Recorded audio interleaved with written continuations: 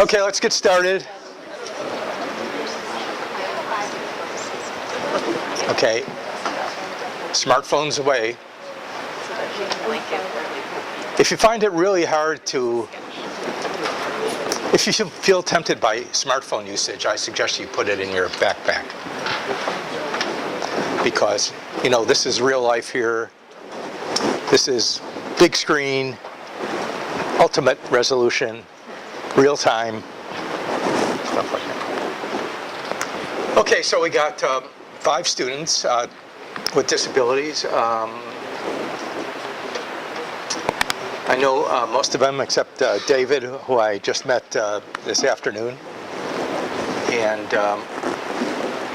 so these 5 students, hey Nick. Hi.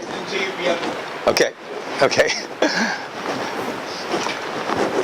So I started this lecture class session several years ago, and it's been really popular, so I wanted to bring it to you again. Some of the people are the same, some new people, and you'll see everybody has a little bit different background and perspective on things, and that's the main part. Zena has been participating in the past, but she has a class session now, so she couldn't be here. But we have her on video. So let's see if we can get this going or not.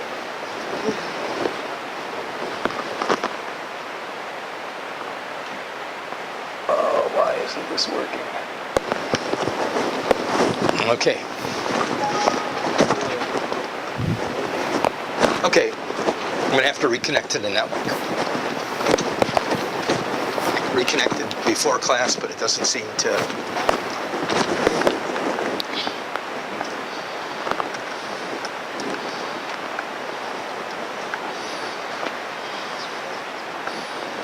Okay.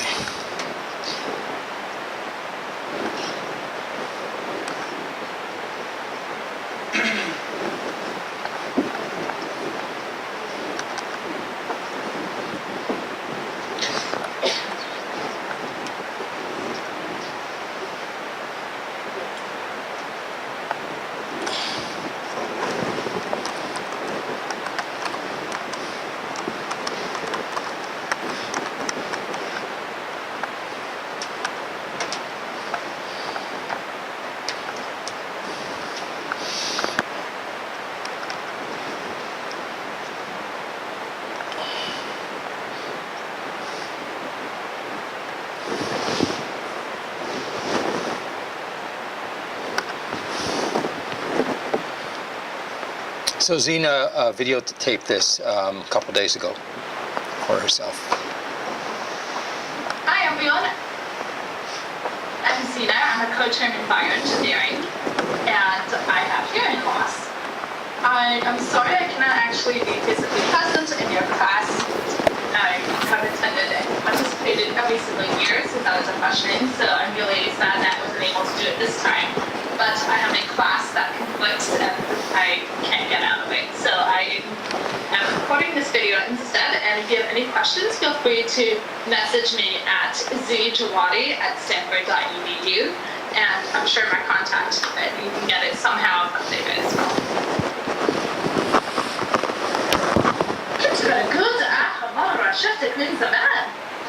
One of my Iraqi aunts, whom I had not met before, said this to me when I was 11 years old.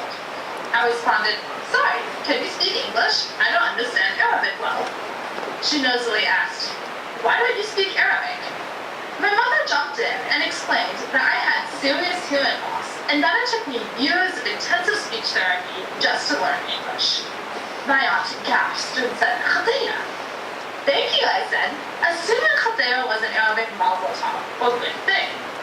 From that moment on, I was delighted when my family and friends praised me with Khadija, which they did often. In fact, over the years, Khadija has become my source of motivation to overcome obstacles. My name is Zena Jawadi, as I said, and I'm currently a coach. Although I have hearing loss, I have been mainstream my entire life, which means that I attended school with hearing students. In fact, for the majority of my life, I was the only student with hearing loss in my entire school. And there were several technologies that have contributed to my success. Here are the topics we will discuss today.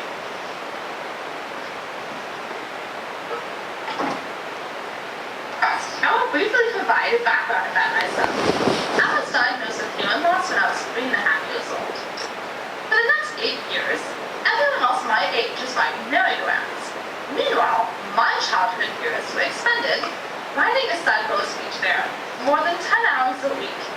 For 8 years, learning to pronounce one letter at a time. When I started speech therapy, I quickly learned that each speech therapist had an agenda. For example, Sarah's was to differentiate ga from da, Dickie's was to listen rather than speech read, and Sarah's was to enunciate the letter R, often saying it is not R, it is R. Curl your tongue. The person in this photo is Sarah, and unfortunately, I actually found out that she passed away recently. I was extremely sad to hear this, mostly because I didn't get the chance to thank her, because without all of my speech therapists, I wouldn't be where I am today. And due to my lingering speech impediment, though, I am still frequently asked where I am from, despite being born and raised here in Silicon Valley. I attended the Harker School in San Jose from kindergarten to 12th grade. While at Harker, I participated in various extracurricular activities, many of which would be considered counterintuitive for someone who can't hear. For instance, I played classical piano when I was in kindergarten and would take annual classical music theory tests. In sophomore year in high school, I completed the 10th and highest level of the Certificate of Music Theory with the highest marks, and was even invited to play in an honorary recital. Additionally, I started competing in public speaking tournaments in 6th grade and competed in varsity level tournaments. By junior year, I became a national public speaking finalist, receiving 4th place out of hundreds of original oratory contestants. This achievement was humbling for me, because each speech therapist and ear specialist that I talked to, many of them predicted that I may never speak English at all. Lastly, since 8th grade, my life goal has been to change the world of hearing scientifically and socially. I'm incredibly fortunate to have precociously started pursuing my passion since 8th grade. For example, a few years ago, I discovered the Hearing Loss Association of America, or HLAA. HLAA is the largest national nonprofit organization for people with hearing loss. As president and board member of the HLAA California State Association, I have been blessed with many opportunities to provide support and advocacy for people with hearing loss. There are various technologies that contributed to my success. Let's begin with the FM system. The FM system is a device typically worn by teachers in the classroom and is used in conjunction with hearing aids. The device picks up the teacher's voices and transmits it directly to the hearing aids through pegs that attach to the hearing aids. To my ears, the FM system sounds like a microphone. While I don't use an FM system anymore, for many years, my FM system was beneficial and even amusing at times. Once in 1st grade, I walked to the restroom almost 50 feet away from my classroom, and I suddenly heard my teacher having a private conversation with another student. Needless to say, I quickly turned off the hearing aid and the FM systems. Stanford's Office of Accessible Education, or OAC, provides captioning in online classes and events. Just to explain what captioning is, since maybe not all of you know what that is, captioning is essentially a way of transcribing everything that's being said aloud. So for instance, if I am to say aloud, my name is Zina, a captioner would type in a specific keyboard, my name is Zina, and it would pop up. It could be through a screen, it could be through a laptop, but the idea is that the person is typing what's being said verbatim. It should not be based on tone, it's purely based on what's being said. So to transcribe something like laughter, though, you would write parentheses laugh. So that's just to give you a sense of what that is. And this slide here shows you what I would use in my virtual captioning. So I would have my iPad. Now I use a laptop, but at the time I had an iPad that I would use, and it would connect to Google Hangouts, and there was a Bluetooth microphone that the speaker would use. Somebody who's sitting not in this room would be transcribing what's being said through the Bluetooth microphone.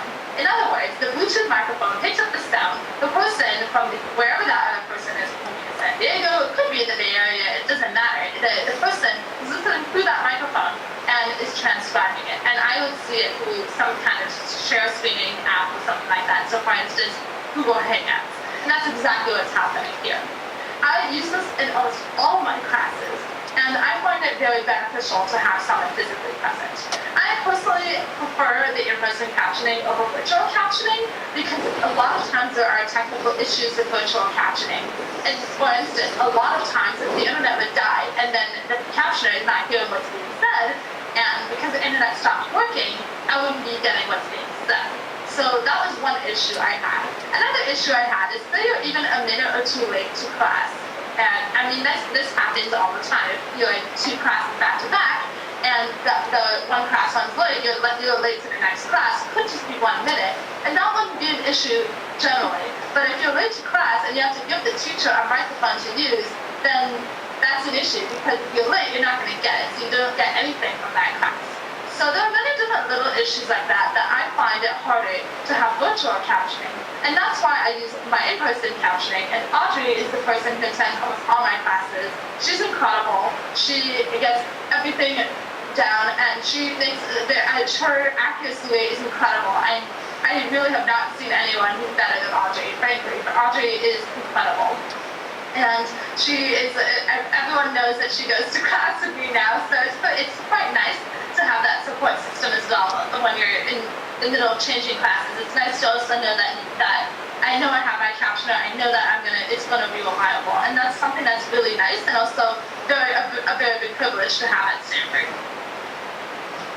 There are many startups, though, that are working on improving captioning, and the idea is very different. They're using real-time captioning, so they would use an app that would use speech recognition, and that would identify who is speaking, and then transcribing what's being said. Given that speech recognition technology is improving a lot, it's transforming this field. And so during board meetings, for instance, if we can get this rate to be high, we can use these kinds of apps, so like App Ava, which is the one that I'm showing you here, and this can really help a lot in costs because captioning is expensive. It can cost more than $100 an hour, and to get a top-of-the-line captioner, for instance, in courts, it's just as expensive, and if not a lot more expensive. So that's something to just consider if you're moving forward and when you're thinking about different technologies and how we can use speech recognition for captioning. Next, let's discuss hearing aids, which is something I use all the time and rely very heavily on. So a hearing aid consists of a tiny microphone, an amplifier, a processor, and a battery. The microphone receives sounds and converts them into electrical pulses. The processor decides what sounds should be magnified and by how much. The amplifier then magnifies these pulses. The battery is the power source. Most people think that hearing aids correct hearing loss like eyeglasses do for eyes. Sadly, that's not the case at all. A normal ear selects meaningful sounds and filters out uninteresting ones. This is done automatically under the brain's control. Hearing aids, on the other hand, amplify all sounds and voices indiscriminately. With hearing aids, noise often becomes louder than the conversation. In addition, a hearing aid can cost thousands of dollars, excluding batteries and repairs. According to the CDC, the lifetime cost per person with severe to profound hearing loss exceeds $1 million. I see the future of hearing technology reducing the cost of hearing aids and background noise. A really good way to think about hearing aids is in terms of loudness and clarity. So most kinds of hearing loss, certainly the one that does not have a cure right now, and that's damage caused by the cochlea, which is an inner ear organ, the sound is not only softer, but it also sounds muffled. And the problem is that hearing aids only work with amplifying that sound. They don't know how to make sound clearer. And that a lot of people, when they think of hearing loss, they think about only the loudness. But actually, clarity plays a huge role in that. And a lot of people with hearing loss, the clarity is a very big issue. And that's just something that I would like to emphasize. And I hope that makes it clearer for you to kind of imagine and understand why hearing aids don't work perfectly. Another issue with hearing aids is that they're uncomfortable and unstylish. So what child wants to wear these things? Perhaps it was my frustration with hearing aids that I accidentally dropped my hearing aid at my house, resulting in a state of frenzy. And the climax was in second grade when the hearing aids truly unintentionally fell on the floor at the garage and were driven over by my mother. My father gave me the look of someone who lost thousands of dollars. So we have just discussed assistive technologies that enhance communication and improve listening quality. However, people with hearing loss often have safety concerns, such as hearing fire alarms. Stanford's Office of Accessible Education has installed a fire alarm in my dorm that flashes light just in case I cannot hear the sound of the fire alarm, which I should add is piercingly loud. And just to give you a sense of what the fire alarms look like, and if you go to any dorm room, they're there. They're in towards the top of the ceiling. Today, we discussed assistive technology for people with hearing loss. When I started, I mentioned all these ideas that everyone showered me with when I was a child. And I always assumed it meant you are doing great despite the odds. In fact, I started encouraging others to Kotea myself. One day, my family and I were in a wedding, and I enthusiastically shouted Kotea to the party group. My mother immediately pulled me aside and said, Zina, you realize Kotea means poor thing, right?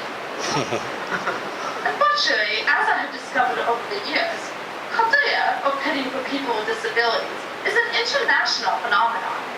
Yet I believe my life represents what I previously thought Kotea meant, an Arabic version of Mazel Tov. Your experts would not have expected me to be where I am today, and so I am proud to still embrace my childhood's perception of Kotea. Mazel Tov. Thank you.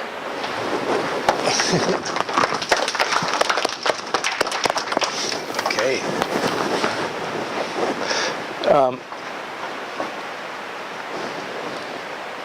If you have any questions for Zina, you can write them down on the evaluation form, and I'll make sure to forward them to her. But before we move on, I have a couple questions for you.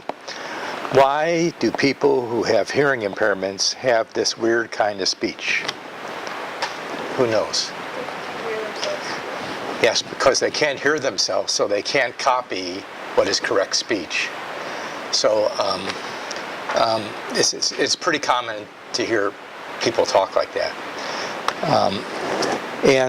Later on, in a couple weeks, we'll have a woman, a faculty person, who has 2 cochlear implants, and she actually has some audio of how it sounds to her wearing cochlear implants. So stay tuned for that. And how many people noticed the person who's transcribing, the machine that was being used? Do you know what kind of machine that is?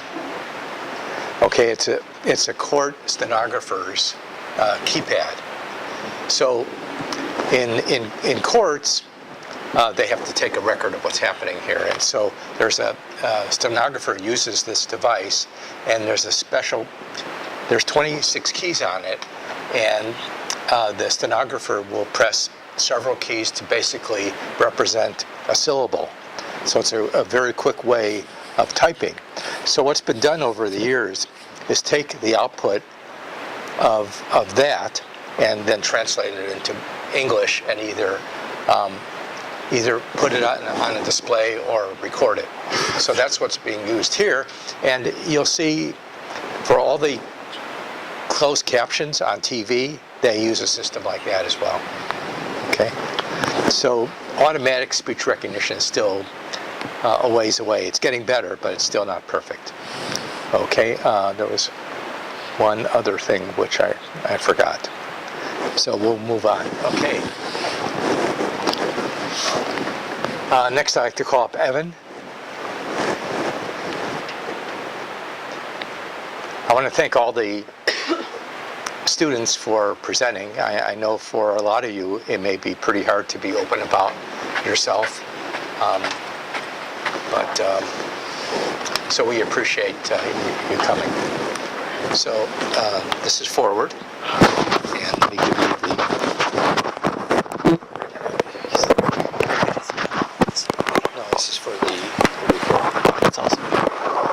good for all the people like me that used to skip class in college.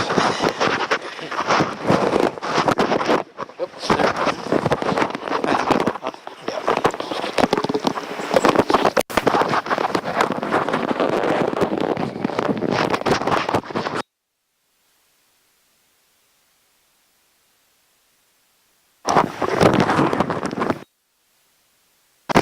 Okay. Sweet. Wait, just hold this? Or put it in a pocket. Oh, I just hold on. Okay. Hi everyone. Can everyone hear me? Is this good? All right, great. Thanks. I had the honor of speaking here last year, so it's great to be back, and I think this class is really wonderful. I wish we had a class like this when I was in college. This is really cool. I just finished my PhD here at Stanford in biophysics in Vijay Pandey's lab. My thesis was titled Artificial Intelligence Methods for Molecular Property Prediction. And if you're still awake, that's great. I defended in May, I officially graduated in September, now I'm just a civilian for the first time since I was like 4. So it's great to not be a student again, but enjoy it while it lasts. So my journey to be speaking in this class started in college. Back when I was an undergrad at Yale, I was a pre-med. Is anyone pre-med here, by the way? No, good, stay that way. It's huge, one of my biggest regrets. Being a pre-med is really stressful, so I used to deal with that by running. I wasn't particularly athletic because I was, just a nerdy physics guy, and I decided to take up running when I was in college to deal with all the stress. And I used to go on these nice long runs. I'd start at my dorm, the upper left, and get to cross campus, the upper right, get to Science Hill on the bottom, and have this wonderful, wonderful little loop. This was great until about December of my sophomore year. I started to develop really serious pain in my lower legs. I just pushed through this for a year. I figured, just all the things you're told up when you're a kid, walk it off, suck it up, you'll be fine. It just got progressively worse. My class skipping got a lot worse because it started to hurt just to walk. By the time I was a junior, I had trouble sleeping because my legs were just in constant pain. I'd be sitting down just doing my problem sets for math class and being in constant pain to the point where it was difficult to focus. And that was the point I realized I should probably see a doctor because that's not normal. Thinking that I just have something like shin splints, I instead was told I have something called compartment syndrome. You might ask what that is, because I did too, because even as a pre-med, I'd never heard of anything like that. Compartment syndrome is when the pressure in your in muscle compartments becomes abnormally high. So in all of your body, your musculature is divided into compartments, which is muscle tissue surrounded by connective tissue called fascia, which is a leather-like sheath that surrounds your muscle. In normal people, when you exercise, your muscles hypertrophy or expand, and the fascia accommodates the muscle. In people with compartment syndrome, for some reason that's not well understood, the fascia is much less elastic. So we all remember from chemistry class, PV equals nRT. Volume goes up, but there's nowhere to go. Pressure goes up instead. So I had surgery for it my junior year of college, which is supposed to correct this issue. It's kind of a savage surgery where orthopedic surgeon just literally cuts the fascia, so I have these like massive scars on my legs, which I won't show you, to spare people that are about to eat dinner next. Usually patients get better, but in a small number of patients, even if the pressure is released, the compartment syndrome comes back. So when I got here to Stanford for grad school, we all live on this gorgeous, massive campus. I tried to get my activity back up again, but the compartment syndrome came back in my legs. It turned out I also had it in my forearms too.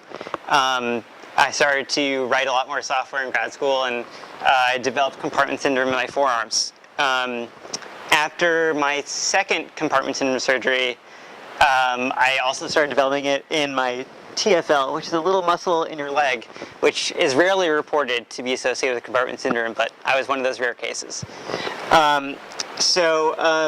That's where I am today, and that's, I've had several surgeries to release the pressure in my legs, and I've come to terms with this is the fact that this is a genetic and lifelong condition. And now it's more about treating the symptoms rather than the underlying condition. So that brings me to the next part, which is the technology associated with the case. It's just amazing how, like, in only 50 years or so, like, we've gone from, like, basically complete barbarism in medicine to being able to treat so many quality life conditions. For a while, we think about medicine about just saving life, which is really important too, but treating quality life is great because if your life can be saved, you want it to be a good one as well.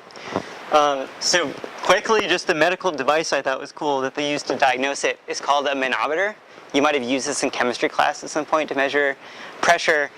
Here they do it just with human tissue instead. So they take this huge needle and just inject it into your muscles and measure the pressure. Manometer is the term. The treatment is, as I went over, is the surgery. And the device there is obviously scalpels, but that's not very interesting. There's been a lot of different technology that I've broached over the past few years to deal with the symptoms of compartment syndrome.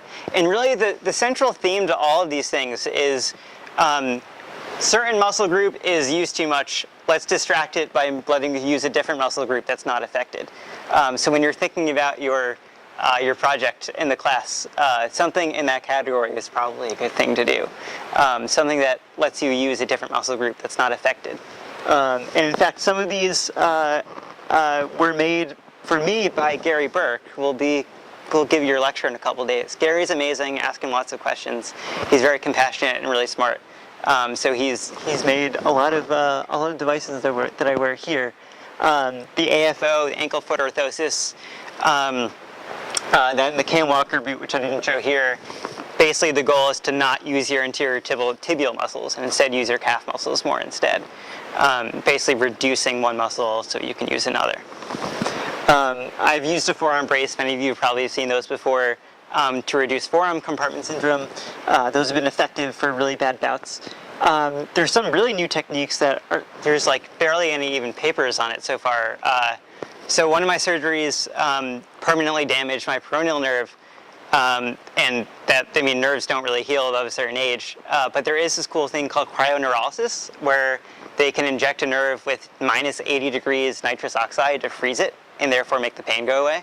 Pretty neat. These just literally didn't exist a few years ago. And of course, my doctors made me start swimming because I can't run anymore or really walk for more than like 10 minutes at a time. So I hate swimming, so this isn't really disability technology, but swimming's the most boring thing ever, but you can get these swim earbuds now, which I highly recommend because swimming sucks and this makes it a lot less boring.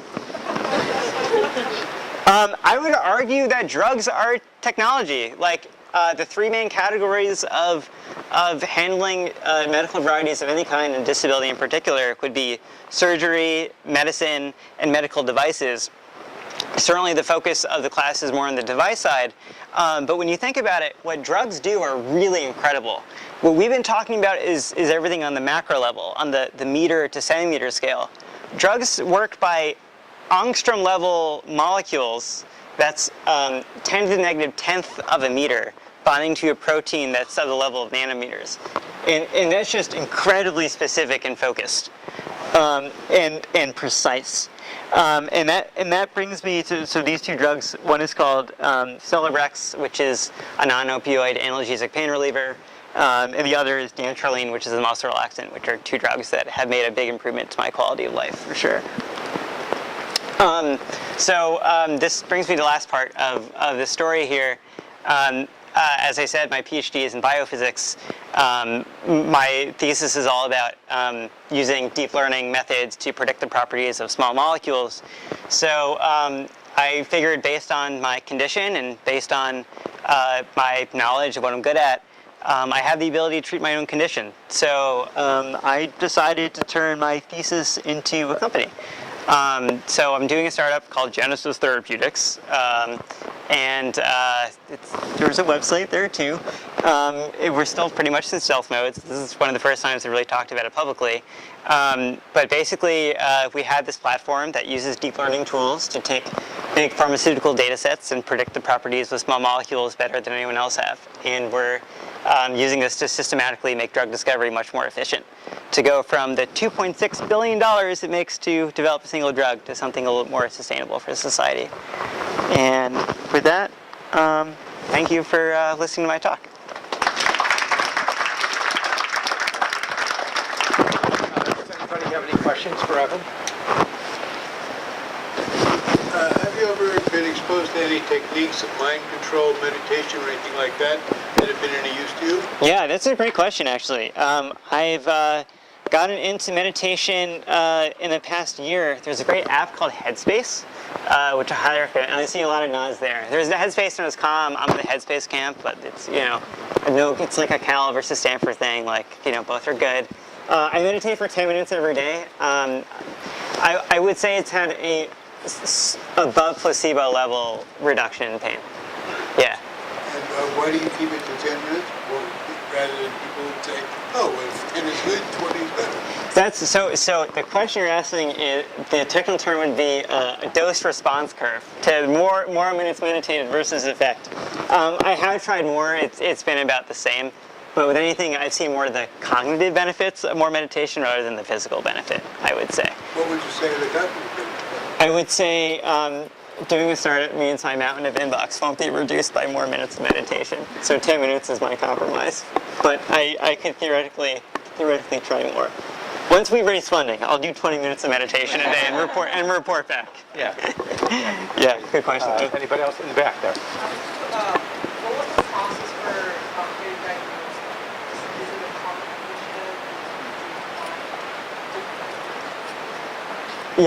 Yeah, good question. So most of the knowledge actually comes from the U.S. military, because like soldiers are just given boots that don't really fit them that well. So lots of soldiers get compartment syndrome. So most of the literature is often done in the U.S. military. In the British military, there have been some papers as well. So the process was, I went to an orthopedic surgeon. He's like, this sounds like compartment syndrome. So you schedule this super special test. Here at Stanford, Dr. Fredrickson is the one who does it, if anyone's met him at Maiden. And they take this huge bore needle, and they measure your pressure at rest, and then they force you to go on a treadmill for 5 minutes and like reproduce the pain, and then they measure after activity and show a difference. So for me, my pressure was like 4 millimeters of mercury before running, and then after was like 64, which in the threshold's 20 typically for compartment syndrome. I just wanted to ask you, how do you get around from class to class? And So Zena mentioned it in absentia here, but Stanford's like really is easily the best school I've encountered from a disability perspective. So my first year grad school, I would ride a bike and it was just way too painful. So they had this disco service where they'll pick you up in a golf cart and get you around. That like changed everything. For a while, I just rented my own golf cart. My friends got like a little bit taking advantage of that, being like, "Hey, Ev, can you give me a ride somewhere on campus?" And like, use your bike, man.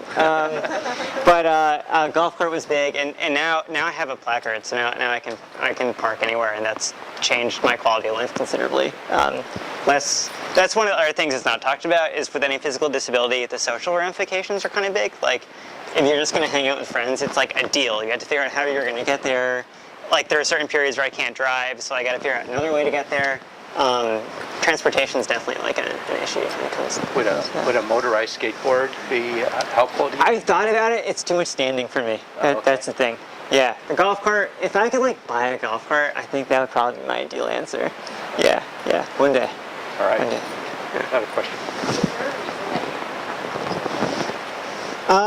Part of it is social stigma. Actually, if anyone's heard of the JP Morgan conference, it's this big health conference that happened a couple weeks ago. I actually did bring a wheelchair for that because the networking events were just too much. So my lab mates told me I should use it for years. My doctors told me I should. I resisted for stupid stigma, toxic masculinity reasons, but I started to use one in the past year. Yeah. So do you think your condition is getting better or worse or about the same? I'm saying it plateaued. My goal, as my doctor said, I want to get you to like semi-normalcy of things. So I do 10 hours of physical therapy a week, and that keeps me like okay. So I just budget that in somewhere. I wondered also if you experienced any types of specific physical therapy techniques that are meant to stretch fascia. So there's a huge craze of foam rollers. You've seen them at Arriaga, both Arriagas. They got foam rollers. There is not a single peer-reviewed paper that I found that shows that they make anything better, which corroborates my personal experience. I'm not talking Yeah. about anything like that. Yeah. I'm talking about hands-on myofascial release. Yeah, I do massage twice a month, and it actually does help quite a bit. It can also really hurt, so like I've also gotten like radiculopathy from massage, so like make sure you're going to someone good, because you can get really screwed up from that too. Yeah. Okay, let's thank Kevin again.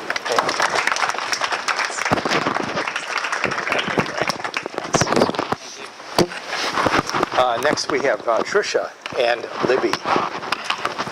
Okay, let me put the wireless mic on you. Sure. Okay, and if you can.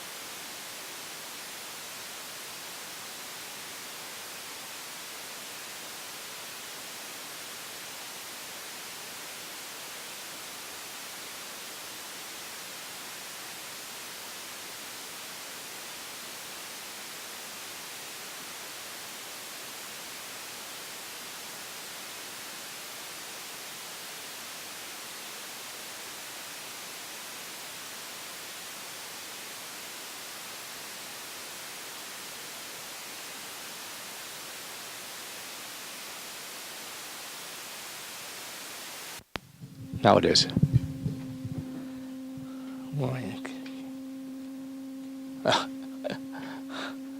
Yeah, you need a snowplow in front.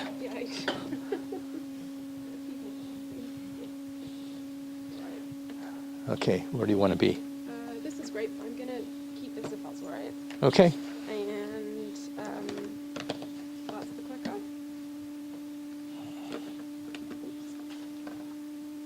Cool. Okay, this is forward. Great.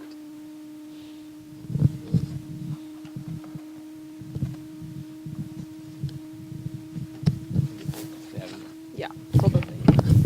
Oh, so.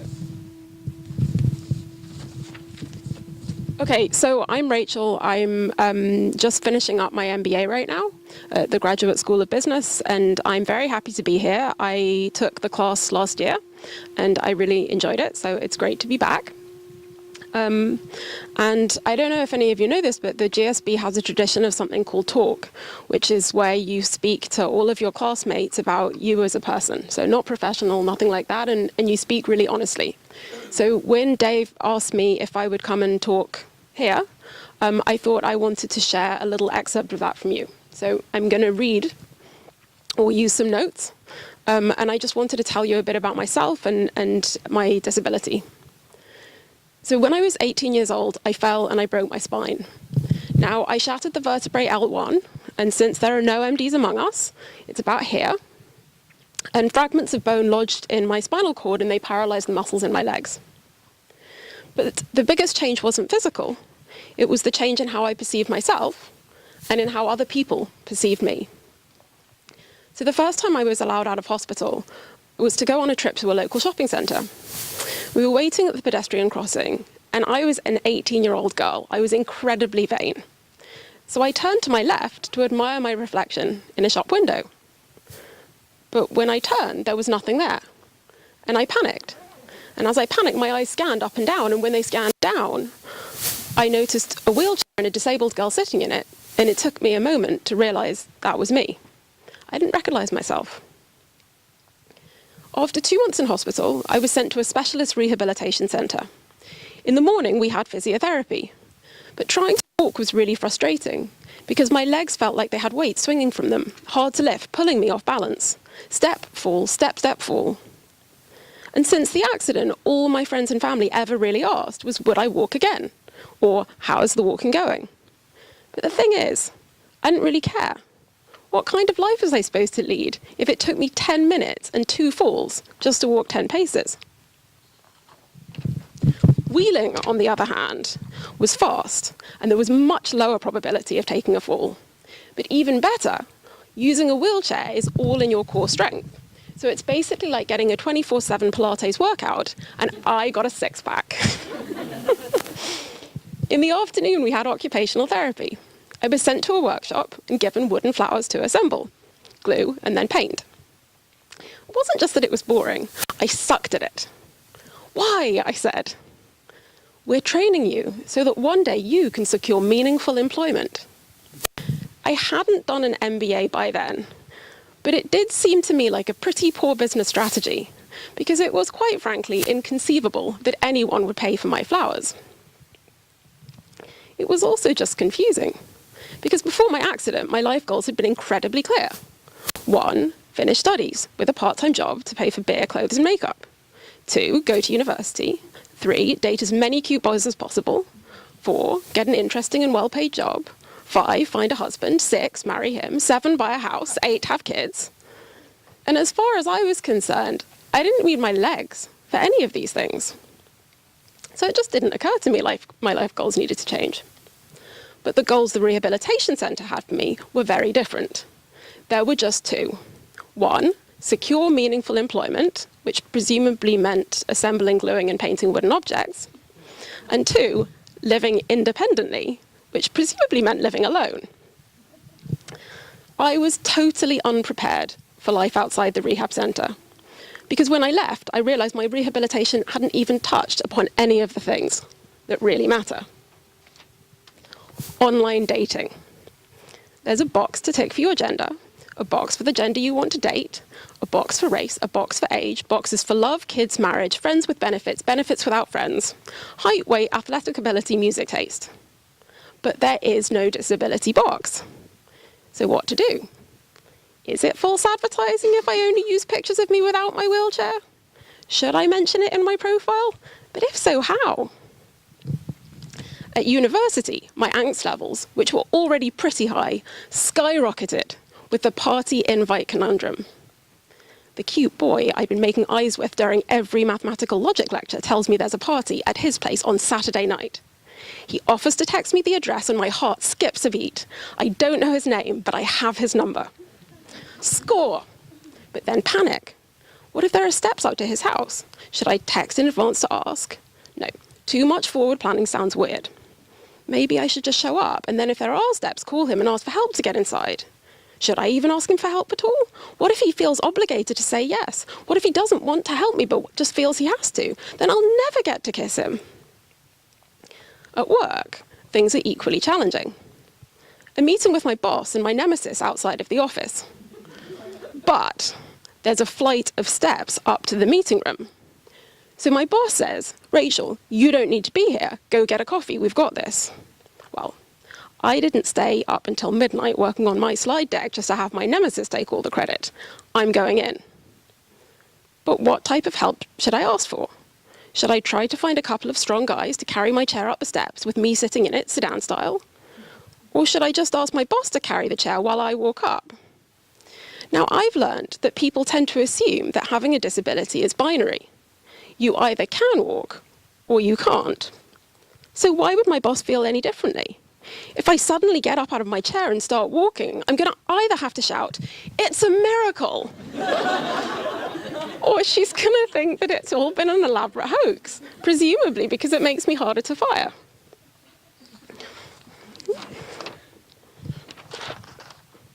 So there's a lot that I don't do just because I don't know the etiquette. I want to get back into riding, so I call up my local stables. Do you do adult lessons? I'm probably more intermediate than beginner. I used to be really into cross country, but I haven't ridden for about 10 years now. You do? Wednesday evening, 6 p.m.? That's great. Oh, just one thing so you don't get a surprise. I use a wheelchair. Long pause, patronizing tone. I'm sorry, I'm afraid we can't accommodate you here. We don't do riding for the disabled, but there are lots of charities that do. Why don't you have a Google? I want to say, that's bullshit. I don't need any special treatment. I spend every day wheeling myself. Find me someone with arm muscles like these who can do as many pull-ups as I can. I don't even need a mounting block to get on a horse anymore. I want to say, I can do a wheelie and bounce down a curb. Forget your show jumping, give me a rodeo. Well, I want to say it, but I don't. You see, my disability isn't really in my legs. I'm paralyzed by other people's expectations and by my own. I just don't realize it yet. I think the realization probably started with a holiday to Thailand. I stopped over in Singapore and went to the desk to check in for my next flight. I handed over my passport and the man handed it straight back to me without even looking at it. Where's your carer? What? Are you on your own? Yeah.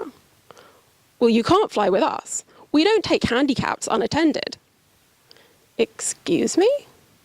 It's company policy. We don't take handicaps unattended. Well, why? We don't have people to assist you, he said. Well, then we're okay, because I don't need people to assist me. How are you going to get to your seat? I'll walk. How are you going to get up to the plane? There are steps. I'll walk. No, you need assistance. What are you going to do with your wheelchair? Well, ideally, one of your ground crew will take it from the gate to the hold, and I'm guessing that's not something you'd let my carer do even if I had one, so I really don't see what the problem is. No, he said, company policy. I didn't think about etiquette. I was too tired and grumpy. Instead, I stood up out of my wheelchair and I leaned over his desk. Head started to turn. I have just come off a 16-hour flight from London, and I am not about to get on another one to go right back. I have literally nothing better to do than to stand here and argue with you. So you have two choices. You can keep arguing with me, or you can let me on the flight. He checked me in. After the plane touched down, I headed straight to a bus that would take me into the city. I was exhausted, but I didn't have the energy for another fight. The bus had a couple of steps up to the door. Without speaking to anyone or even making eye contact, I got out of my wheelchair and I sat on the bottom one. First I took off one wheel, then the last, and then I collapsed the seat.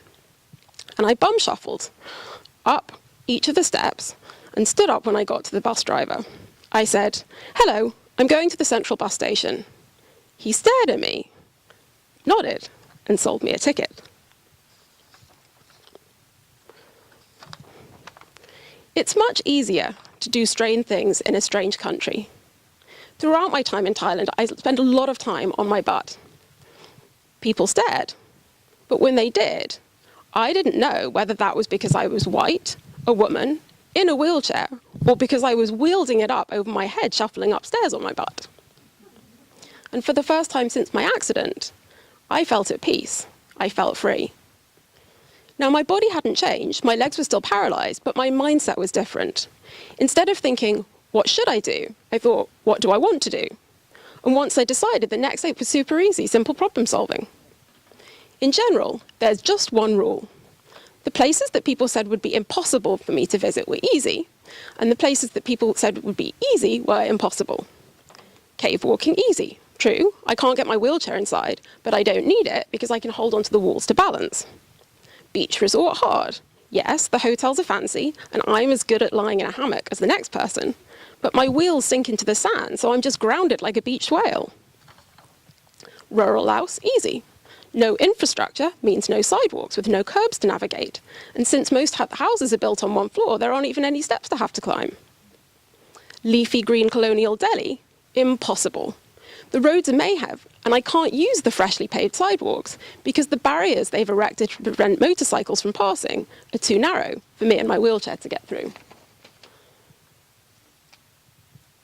So the story at this point is what I will conclude with, and that's what I'm doing right now and why. So the next bit of travels that I did was to Jordan. I was on a scuba diving holiday, and a friend wanted to visit an NGO that was using 3D printing to support refugees from the crisis. And the guys at the NGO, they showed me a 3D printed hand that they'd made for a boy who'd lost his fingers in the conflict. Now, the hand only cost $39 to make, which I thought was incredible. My mind was absolutely blown. But actually, it was blown less because of the cost and the fact it was customized, and more because they'd done something different. The 10-year-old boy was obsessed with the cartoon character Ben 10. So the hand they'd made wasn't a boy's hand, it was Ben 10's hand, complete with the watch with superpowers. My mind was blown because they hadn't tried to fix the boy. They hadn't tried to make another arm for him. They'd made a better arm. And that's when my mentality shifted as well. And I stopped trying to fix things and problem solve. And I started to imagine a better world and try and make it real. I started to bring together wheelchair users, designers, and makers into hackathons. And we accidentally, this turned into a company called Disrupt Disability. And we've made wheelwear. So our mission is wheelwear, not wheelchair. And what we're doing is making affordable, customizable, and fashionable wheelchairs. If you haven't used a wheelchair before, you might not realize that the design and ergonomics really hasn't changed all that much in the last 100 years. And with some of the examples I gave, my opinion is that many people are disabled by their wheelchair, not by their legs. The issue is that a wheelchair is like a pair of shoes, fit, function, and form are critical. And many wheelchairs are one size fits all or adjustable. Now, to understand why that might be a problem, if you look at the picture, if we were all wearing one size fits all or adjustable shoes, they'd have to be size 22 to accommodate Shaquille O'Neal's feet. And if that woman wore them, she'd look ridiculous and fall over. And it's a little bit like that with wheelchairs, except if you were to have as many wheelchairs as you do pairs of shoes, you'd have to have an incredibly large wardrobe. So evolving out of hackathons with over 150 wheelchair users, designers, and makers, we learned one thing, which is if you ask people what their dream wheelchair is, they often find it hard to just draw one. and everyone is different. So we created Wheelwear. This is really sad. It's supposed to be a GIF and moving. So it's the only modular wheelchair you can continuously customize by interchanging parts. So seat, backrest, footrest, seat, back, footrest, front wheels, and rear wheel axle. And we've used quick release bike seat mechanisms to so that you can interchange them easily, and it's cheap. It means you can customize them for function. I don't have a picture to hand of one with a snow module, but you can see the geometry is different. The front wheel sets are different there. And also customized for fashion. The reason why we made a white seat was because one of the girls who attended our hackathon was getting married, and she said she really wanted to go down the aisle all dressed in white. So this is our modular system disassembled. We have a team, all Stanford, and a bunch of people have supported us, including we're in StarTex right now. This is our Lego Ideas version.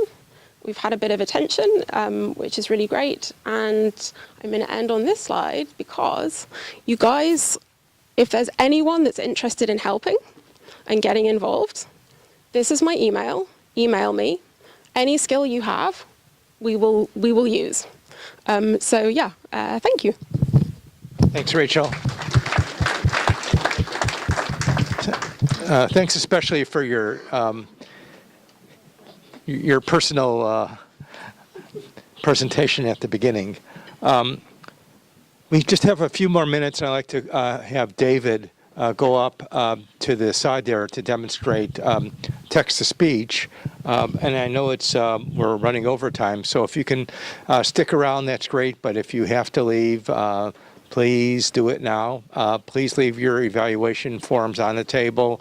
Make sure you've signed the attendance sheet.